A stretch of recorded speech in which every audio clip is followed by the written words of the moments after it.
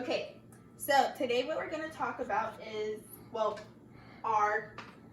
Today what we're going to talk about are your antipsychotics, which could be, for example, schizophrenia, which is one thing that we're going to be talking about in mental health.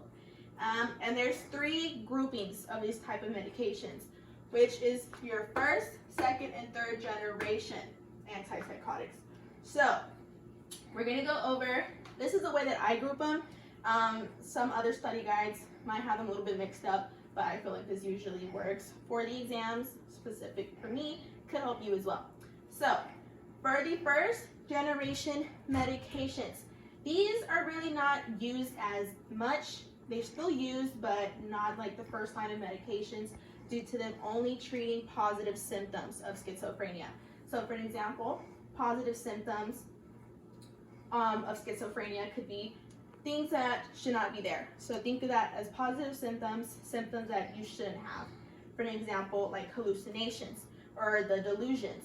So for example, like command hallucinations, tactile hallucinations, paranoia, things like that. That's not what it usually is supposed to be in a human. So the mnemonic that I have for the first generation antipsychotics is, how low can Floop go? It's just that go isn't in the medication.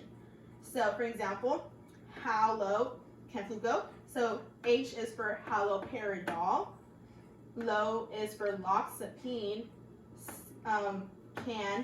C is for chlorphrazamine, and then Floop is fluphenazine,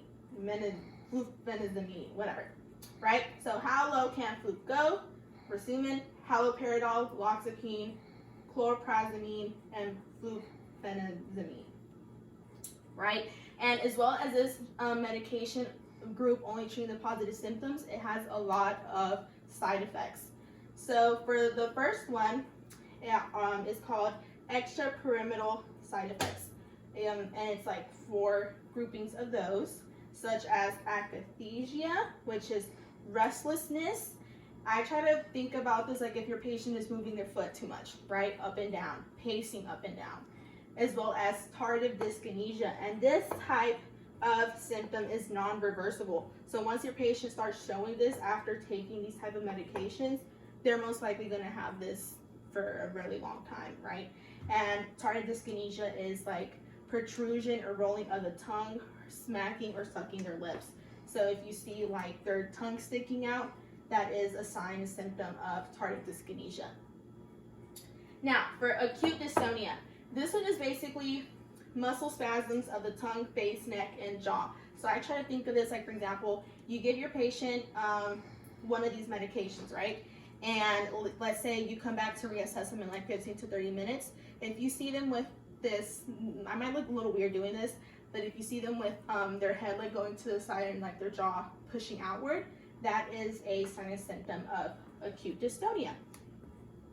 Now, pseudoparkinsonism is as well a sign of extrapyramidal side effects. And just try to think of this like as Parkinson, that slow shuffling gait. Now, as well, first generation medications as well have anticholinergic effects. So I just try to think of this as like the 4 can'ts.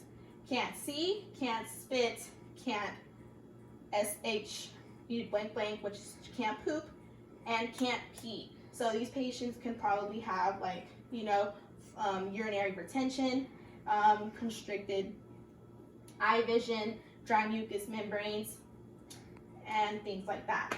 As well as sexual dysfunction, which is again one of the first things from the Maslow's hierarchies of needs. And neuroleptic malignant syndrome. So with this, it can kind of happen with any of these group of medications, but I saw it mostly for the first generation, which is muscle rigidity, as well like with hypertension and things like that. But to like sum it down, neuroleptic malignant syndrome, muscle rigidity with antipsychotics. Now, for the second generation medications, I try to think about it as the ZAPs and DUNs, and you will kind of see why when I explain it. But these medications are mostly kind of used a little bit more because they treat both the positive and negative signs and symptoms of schizophrenia. So I already talked about positives, which is symptoms that shouldn't be present, and the negatives are like the four A's, which are anhedonia, angionia, some other things like that, right? All right, so for the medications as well, I just try to think about it as these zaps and duns. So we have clonazepam, risperidone, quetiapine, and ziprasidone, which is also known as geodon. All right, so the second and third generation medications, they don't really have like the extrapyramidal side effects, but for second gen, what's mostly seen is for specifically clozapine, this type of medication zaps the white blood cells, which causes a granulocytosis. So basically that means it leads to leukopenia, which is low white blood cells. When you have low white blood cells, what do you think is going to happen? A low immune system. So these patients are more at risk for getting an infection. So you as a nurse, what should you do to assess your patient when they're getting this medication? Watch out for flu-like symptoms, such as like fever and sore throat. As well, if your patient has a low white blood cell count, it can be contraindicating for this type of medication. So, as well, one thing that you should provide in your patient education for your patient with second generation medications is that these medications are prone to kind of increasing the risk for diabetes as well for metabolic syndromes. Or as well, like if your patient already has diabetes, there's a medication that's an antipsychotic that can help him, right?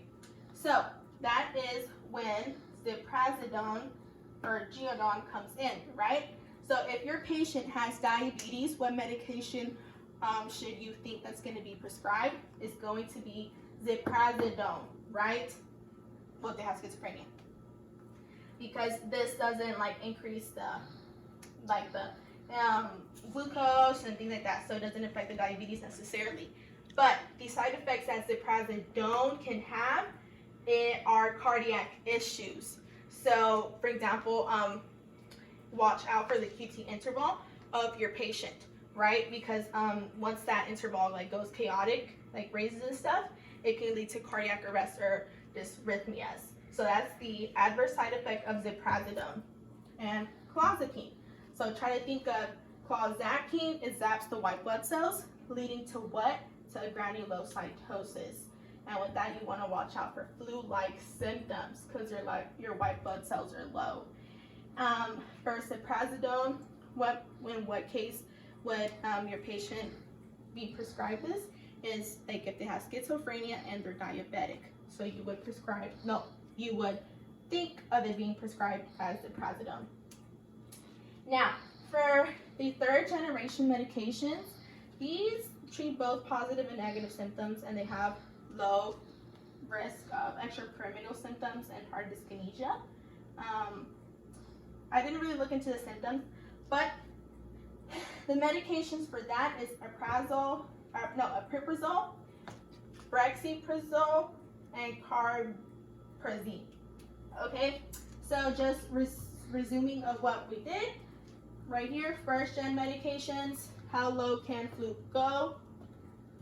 Has all of the side effects, extrapyramidal side effects, which contain akathisia, tardive dyskinesia, acute dystonia, and placidoparkinsonism. And which symptom of these is non-reversible? Tardive dyskinesia. As well, first-gen medication can cause anticholinergic effects, sexual dysfunction, and neuromoleptic syndrome. For second-generation medications, which medication could cause a granulocytosis? Clozapine. Which medication, if your schizophrenic patient has diabetic, what would they usually get? Ziprasidone, or known as geodon. And ziprasidone can cause what's adverse side effect?